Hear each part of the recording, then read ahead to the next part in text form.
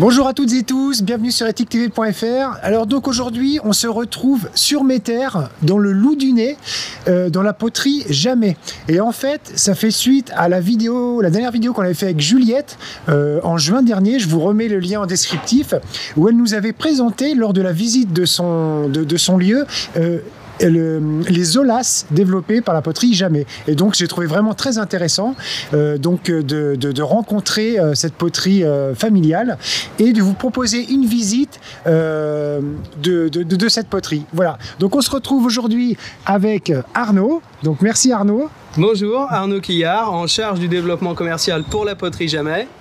Et on va commencer effectivement par le début. Et donc voilà, qui fait l'originalité un petit peu de la poterie Jamais, c'est-à-dire qu'on part des terres qu'on va effectivement mélanger en différents volumes pour arriver au mélange que l'on souhaite avoir pour concevoir les différents produits que va concevoir la poterie Jamais. Donc on va prendre des terres, on va les mélanger.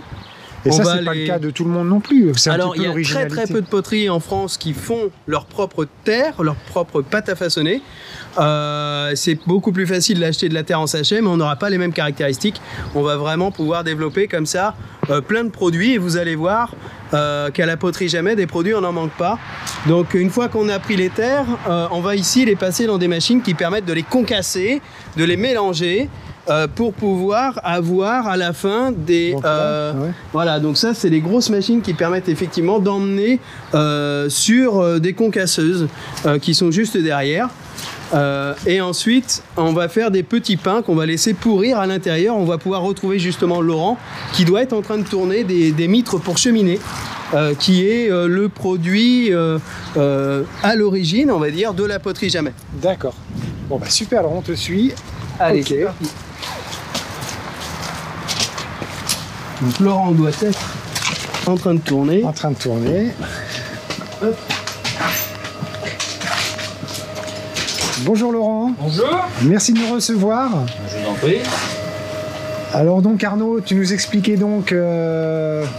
Alors là effectivement on a mélangé plusieurs terres et on arrive au petit pain qu'on voit à côté de Laurent, que Laurent va pouvoir utiliser pour former ici des mitres pour cheminée, qui est effectivement le produit historique de la poterie Jamais, puisque la poterie Jamais est agréée des monuments historiques 2 ans après sa création en 1976.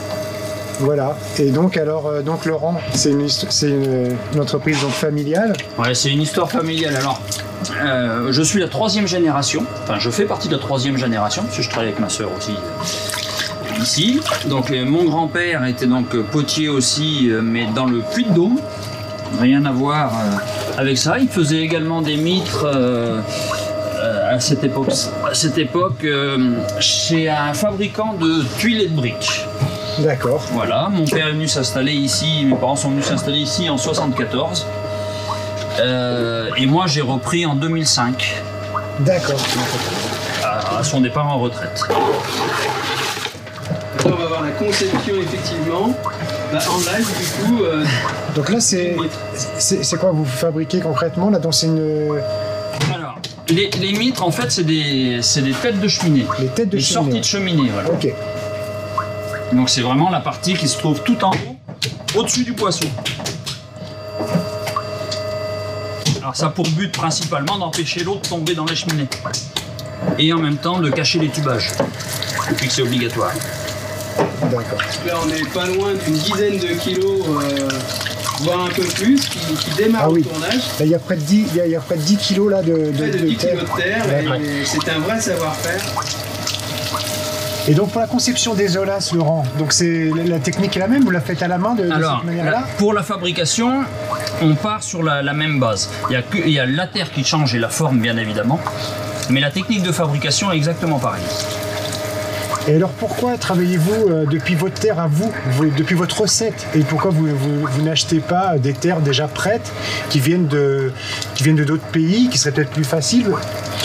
Alors, le but d'utiliser, de préparer sa terre soi-même, c'est que on lui demande certaines caractéristiques.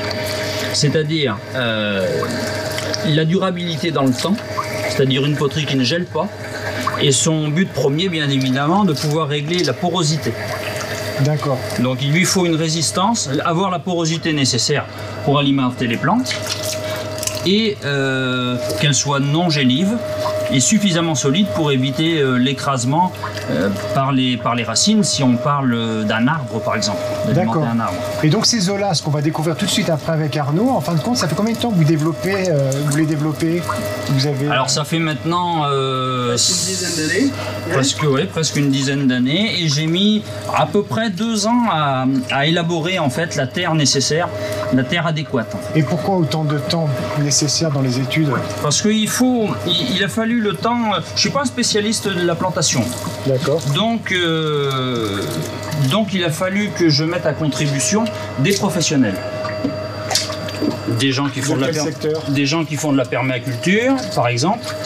Des gens qui sont spécialisés dans les espaces verts des grandes villes.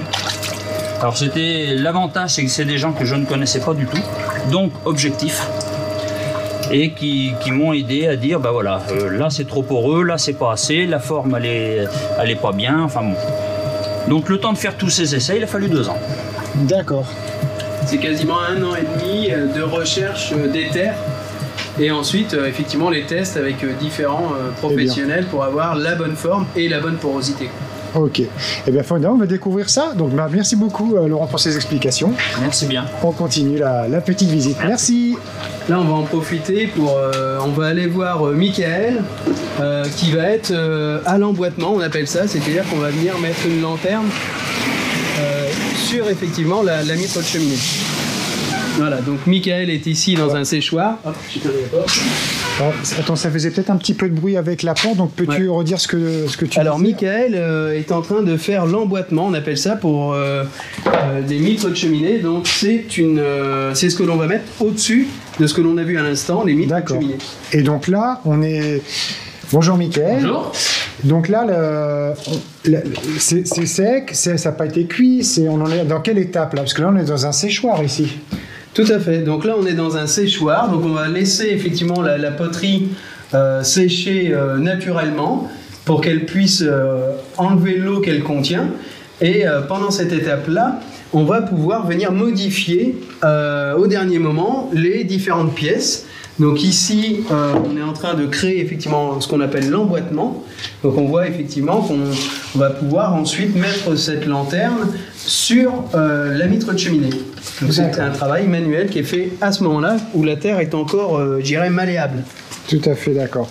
Et donc ça va rester relativement... ça va rester plusieurs jours dans le séchage avant la cuisson. Voilà. Okay. On va essayer d'enlever l'eau un maximum. Et ici, on a Nadine qui est là en train de faire le découpage justement de ces lanternes.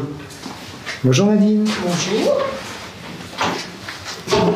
Voilà, donc là les lanternes qu'on a vues à l'instant qui étaient encore pleines, comme on peut le voir effectivement juste derrière. Voilà, donc elles étaient pleines. Voilà, elles sont pleines comme ça, et là on va passer. Donc Michael a fait la découpe intérieure pour l'emboîtement, voilà. Et puis là Nadine, elle, fait les ouvertures, donc c'est voilà, la cheminée sera terminée par ces blocs-là. Et donc c'est vrai que dans des villes comme Paris, c'est vraiment très, très courant, les toits de Paris où on voit comme ça ces lanternes. Voilà, ce qu'on appelle à Paris un peu plus communément des mitrons, ce qui est la partie qu'on voit sur le toit de Paris. Et donc là, ce qui est intéressant, ce que tu me disais tout à l'heure, c'est que tout ce que va retirer Nadine, on va le retrouver après dans la terre à l'extérieur. C'est ça. Tant que c'est pas cuit, rien ne se perd. Donc ça, on va pouvoir le remélanger à d'autres terres, le reconcasser et puis redonner naissance à une nouvelle pâte à façonner qui va pouvoir nous permettre de faire d'autres produits. Alors là, ici, on a effectivement aujourd'hui un produit qui est vraiment en devenir et l'un des emblèmes de la poterie Jamais, puisque ce sont les zolas. Donc ce sont des poteries qui vont permettre d'irriguer tous les types de plantes, que ça soit effectivement. Et donc là, on est dans l'étape du séchage ici. Ça va durer combien de temps les zolas?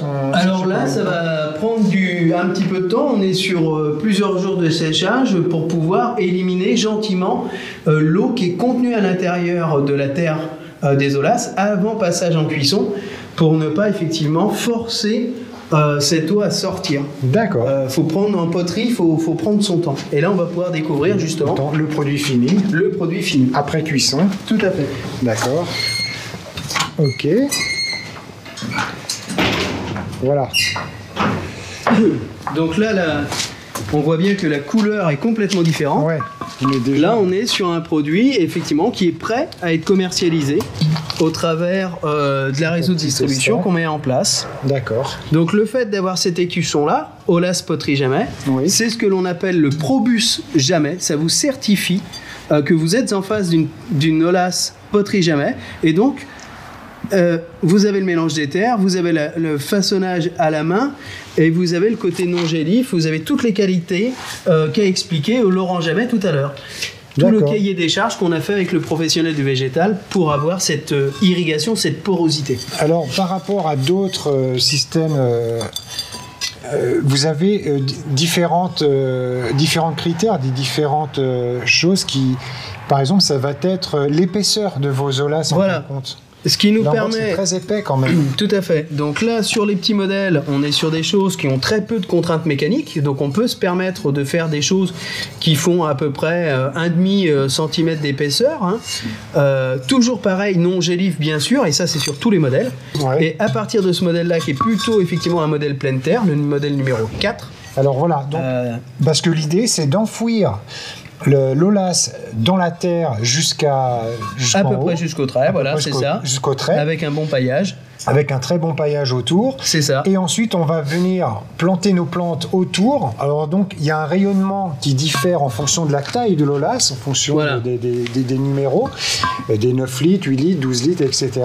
Et ce qui fait que la plante va venir se servir en eau.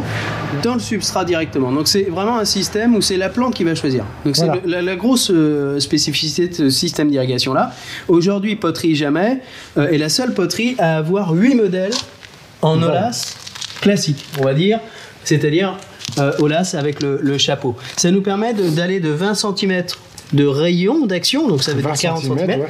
20 cm de rayon d'action jusqu'à plus d'1,50 m pour la plus grosse, quand on travaille avec les collectivités locales, quand on travaille avec les paysagistes. Ou avec les arbres. Ou avec les arbres. Tu me racontais que... Oui, alors c'est quoi le sauvetage d'arbres? Alors on arrive des fois à avoir des particuliers qui nous appellent pour sauver des arbres qui sont pourtant centenaires, mais qui aujourd'hui sont de plus en plus difficiles à faire vivre, puisque l'eau est malheureusement de plus en plus absente et pendant de longues périodes en été. Et donc, avec une grosse Olas comme ça qui fait combien de litres? Là, on est sur le modèle 35 litres. Sur 35 litres, là, les grands arbres... Voilà, on arrive à, effectivement, on ne leur apporte pas toute l'eau nécessaire, puisque c'est plusieurs centaines quasiment de litres par jour qu'il leur faudrait, mais en mettant 2 Olas pour équilibrer le système racinaire, on arrive à pouvoir apporter de l'humidité suffisante pour que l'arbre, effectivement, je dirais, ne périclite pas et puisse effectivement être sauvé. D'accord. Et donc, alors... Comme tu expliquais, donc il y a un rayonnement qui diffère. Plus l'Olas est grande, plus c'est large. Par exemple, là, si on prend un 9 litres... on est à 80 cm, par exemple, pour le 9 litres de rayon. Ça veut dire 1,60 m de diamètre d'action. D'accord. Ce qui est plutôt assez conséquent, déjà. Et donc, c'est-à-dire qu'on va remplir notre Olas des 9 litres. Et donc, même en plein été, on va devoir le faire qu'environ tous les 10 jours, en fait. C'est à peu près tous les 10 jours. Ce qui est conseillé, c'est de pas forcément attendre que ça soit vide, parce que tout simplement on a une pression qui va s'exercer, et puis sinon ça voudrait dire que on a un temps de latence entre le fait qu'elle soit complètement vide, de la re-remplir, il faut qu'elle réalimente des centaines de litres de terre autour d'elle.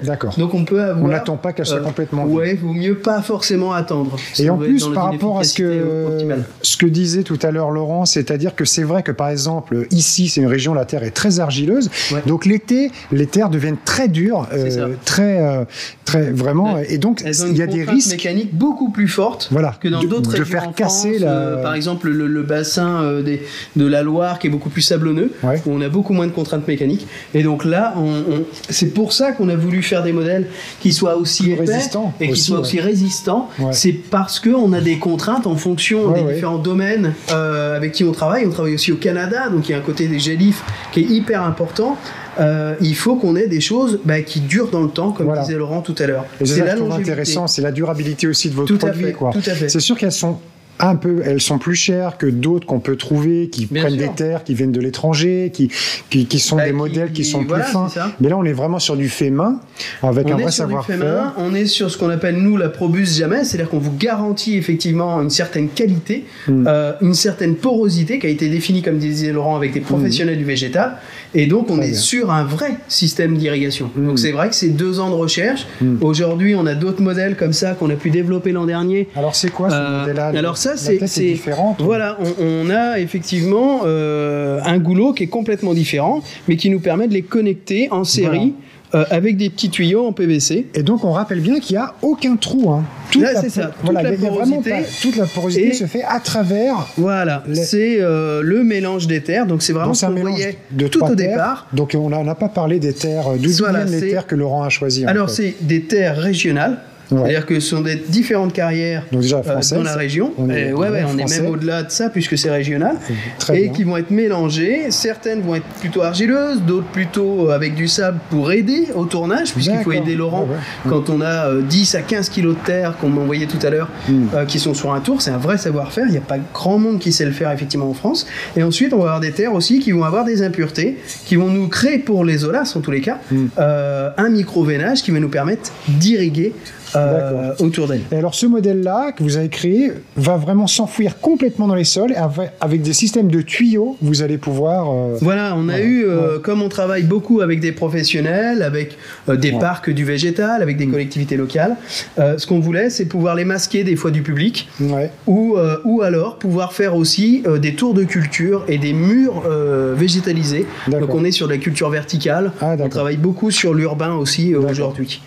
Et donc, parce qu'après, nous, ce qu'on voit juste une fois que le las est en place dans le jardin, on voit juste le capot. Par contre, ça Exactement. s'apparente à ça, hein, sommairement. On voit juste le capot qu'on va venir ouvrir. On va remplir notre Tout à las. fait. Bon, bah, superbe. Et puis, bah, donc, écoute, là, je vois que vous avez aussi un autre produit et je pense qu'on se reverra pour Avec ce plaisir. produit-là qui est une évolution de l'OLAS, mais pour Les apiculteurs. pour les apiculteurs et Voilà. pour les abeilles. Eh bien, On a écoute, eu une grande demande et donc on vous fera un petit reportage, je pense, ensemble Voilà. sur toujours les terres loudanaises pour pouvoir vous présenter toute cette poterie qui est vraiment en devenir avec plein de Eh nouveaux ben, produits. super. Eh ben, formidable. Merci beaucoup Arnaud pour cette De visite. rien. Merci Merci beaucoup à pour le tous. temps passé. Et puis parce que je pense que c'est vraiment une bonne solution en phase avec les urgences on est du sur futur. hein. l'écologie, l'économie d'eau. L'économie d'eau, l'économie de temps aussi. temps Puis passé. on est un petit peu aussi dans le non-agir qui est de mettre en place des systèmes plus ou moins autonomes et puis qu'ensuite ce soit la nature qui vienne puiser Voilà. ce qu'elle a Et besoin. vous pourrez retrouver toutes les documentations sur Voilà. les liens. Bah, on Et, va mettre en lien voilà. le descriptif de tout ça. Voilà. Et puis voilà. Merci beaucoup Arnaud. De rien. Alors je remercie infiniment Flavien Moras pour la post-production de nos vidéos, l'équipe de notre association Artivisme, Stéphane Dion pour le développement web et Kadoura Dadi pour la cession des droits de sa musique. Soyons tous sur la même longueur d'onde. Ressentir nos âmes sur la même longueur d'onde. Positive et rebelle, nomade et vagabond. Ce soir la lune est pleine, les étoiles sont fécondes. Faisons attendre le ciel quelques milliards de secondes.